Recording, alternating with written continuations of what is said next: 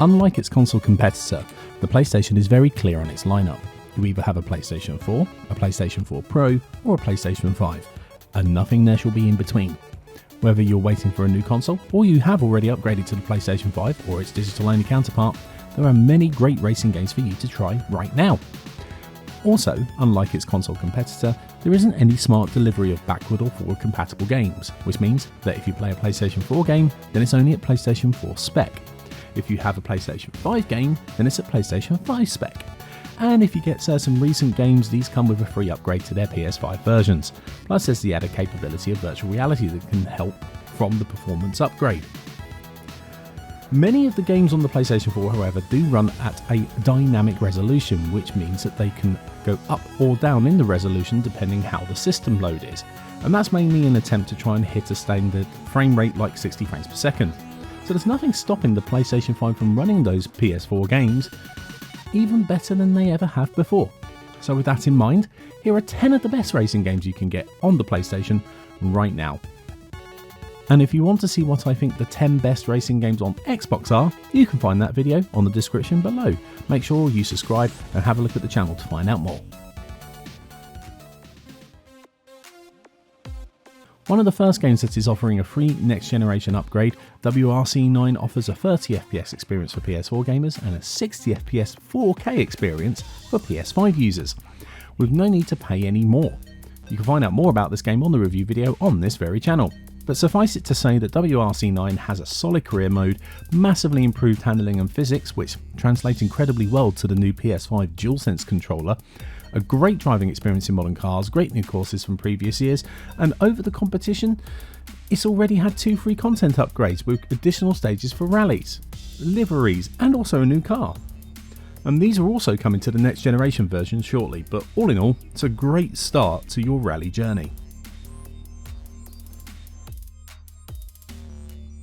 While Codemasters' other titles will all work with backwards compatibility, Dirt 5 is the first game to really boast the benefits of the next generation offering, giving a free upgrade for early adopters on PS4 or a dedicated PS5 version, which means you can enjoy now and upgrade later, with your progress carried over to the new console version. That was a thing that was confirmed because there was some confusion about save files being able to be compatible between the two consoles.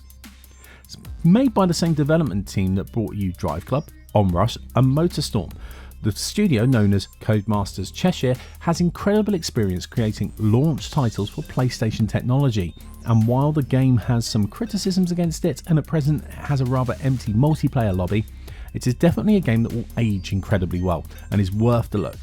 Although, if this were an alternate reality, I'd be telling you about Onrush instead. The current king of PlayStation exclusives, Gran Turismo Sport, is a departure from the mainline Gran Turismo games, but it cemented itself as the go-to competitive racer for consoles. A fabulously well-presented FIA race system and esports property with a lot of investment behind it, an incredible car choice, custom lobbies, virtual reality support, and for the last few years, massive free post-launch support. It's a bit hard to beat really. It's also been the benchmark for a lot of the PlayStation 4 and PlayStation 4 Pro's technology, including 4K resolutions, 60 FPS frame rates, and HDR high dynamic range. You'll be pleased to know that because this game is in a dynamic resolution in-game, you'll see a bit of an improvement on those resolutions on your new PS5, but the game is already locked to a 30 FPS for replays and 60 FPS for gameplay. So you won't actually experience much frame rate difference, except you might get some marginally faster load times overall. But with Gran Turismo 7 slated for the first half of 2021, this is a great reminder of what this iconic franchise can deliver. Back to that alternate reality. This should have been the next Sony franchise, but for all the problems that plagued this title, its subsequent removal from sale and switch off of its server support, there's not much life left in Drive Club. Its development studio disbanded and shuttered, DLC no longer purchasable, and no way to unlock any kind of benefit to the next generation console when it comes to performance. However, should you be able to grab yourself a physical copy, this is still one of the best arcade racers of the modern era and one of the best racing games on PlayStation, full stop. A great car list was boosted by multiple new DLC cars and many new tracks which came in the form of free patches, so you do get some benefit. It's also absolutely stunning with incredible weather effects and optimization so good your PS4 Pro will barely make a sound when running it. One for the collectors now maybe, but still one of the best.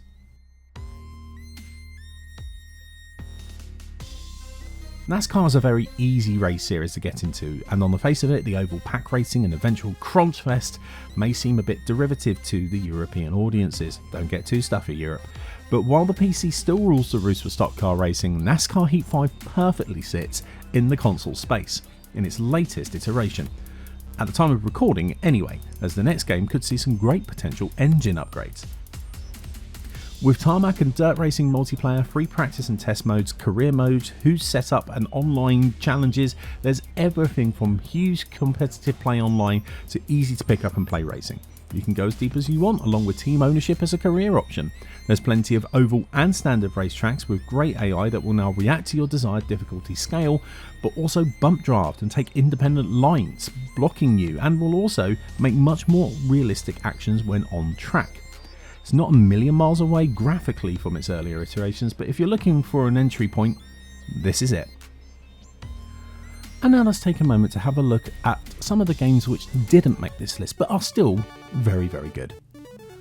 MudRunner and SnowRunner has made both of the almost list for both consoles, and I'll be honest, it is very good. You've got a good performing off-road transport title, so it's not really racing, and MudRunner often comes up in the sales, and both games have absolutely awesome, beautiful landscapes. If you want to give yourself a little bit of an off-road challenge, this could be for you.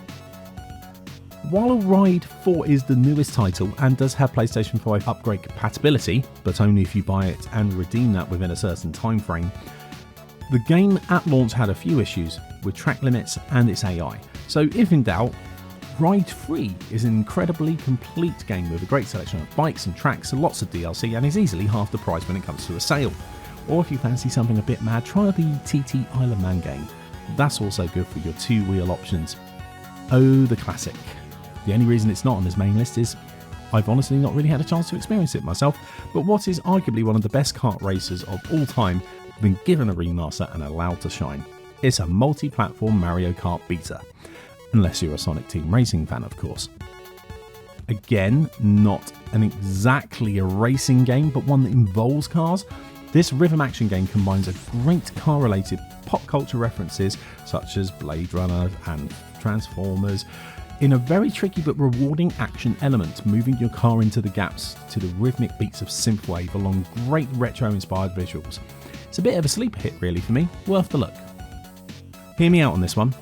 Sure, again, it's not a racing game, but it is a game creation tool and a great expression of people's love for various styles of game, including many racing games and homages to classics, and to boot, many of them are compatible in virtual reality.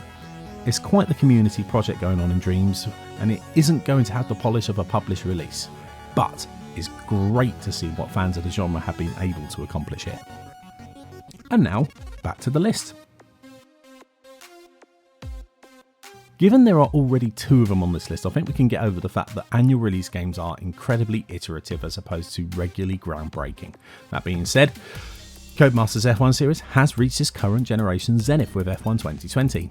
With only minor differences between 2019 and this version in some of the classic cars, some tracks, overall improvements to the handling and the cars, and a few graphical tweaks and online gameplay tweaks here and there, it does mean that 2020 is the better of the two games. It includes a great career mode, team management which you can now do in the solo mode and also export to your online play. If you're looking for a solo experience, it's all here, but F1 has become a bit of an online behemoth with the esports series and sim racers gaining in massive popularity from this game's own broadcast and the role it's played during lockdown for entertainment.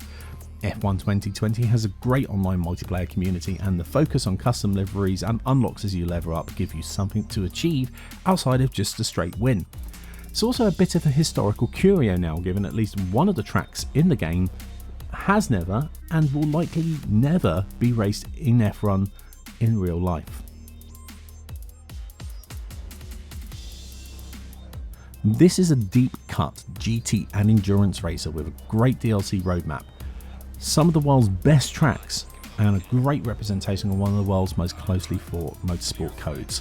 What was formerly the Blancpain Endurance Championship, this game is very much for the purists and is such mainly for the PC, and that's where it has its biggest audience.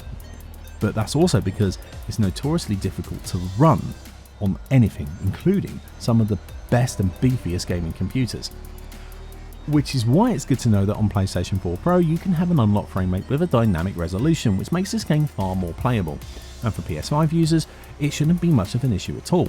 Just be prepared for a steep learning curve when playing the game that is incredibly rewarding, and if you're serious about it, get behind a wheel and get in an online racing league. Why is Dirt Rally on this list instead of Dirt Rally 2? Well, alright then, let's combine that aspect. You'll get more cars and more courses in Dirt Rally 2. It looks nicer on the PlayStation 4 Pro and it's now quite cheap. It's worth noting that a lot of the Dirt Rally 2 content, however, is in Dirt Rally 1, so you're possibly paying for the same thing again, and there's a lot of people that didn't really feel that there was much of a progression technically between the two games, which is why we actually do quite like WRC9. For me though, Dirt Rally 1 is on this list for two main reasons: virtual reality and Pikes Peak. VR isn't the best on the PlayStation VR, the resolution is quite low and it runs best on the PlayStation 4 Pro. But it is a complete VR conversion, so it's not just a mode like Gran Turismo Sport, and if you can stomach it, it's great. Pikes Peak is unique. The license for Pikes Peak was lost, reportedly, to Gran Turismo after this game, and other than the Crew and Sebastian Loeb Rally Evo, which came out a little bit before this is also the only game now to officially feature the famous hill climb in its pre-full tarmac layout. And it's also playable in VR. So there's nothing more fun than hooning up the mountain with an Audi, and I highly recommend you try that. There is nothing better than a Sony classic coming back to kick modern games into check, and in the anti-gravity racing genre, Wipeout Omega Collection not only shows them how it should be done, but it also absolutely dominates them. While the selection might not be to every fan's taste, the remasters of Wipeout 2049, HD and Fury are incredibly well presented here, with a fast, fluid frame rate and incredible vibrant colours from the maps and places where you race. Something else it doesn't really get enough credit for is the fact that it is one of the best virtual reality racing games, hands down. Not just the best on PlayStation VR, but one of the best examples on all VR platforms.